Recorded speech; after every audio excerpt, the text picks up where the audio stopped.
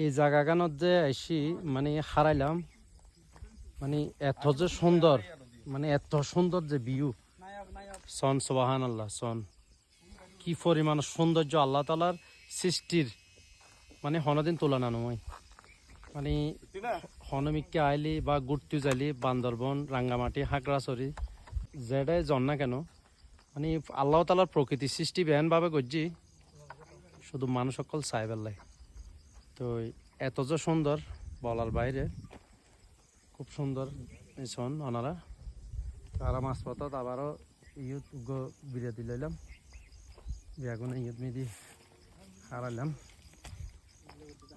তো আর এখন নীলগিরি ফেলাই এর এখন প্রায় তানচির হাঁচি।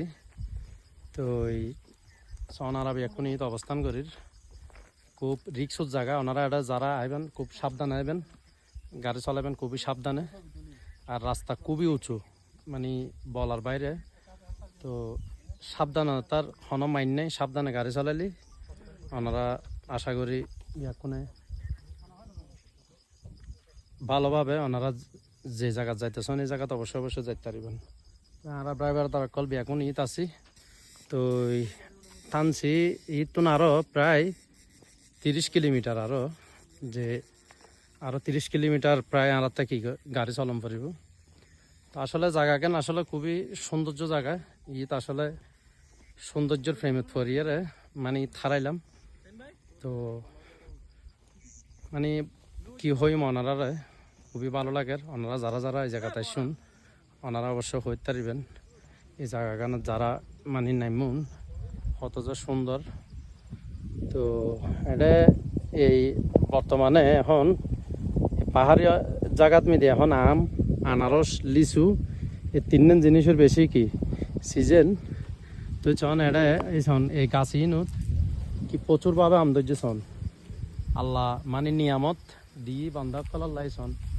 মানে আম কত সুন্দর আম ছন, মানে খুবই সুন্দর। তো আসলে খুব ভালো লাগে আইলাম।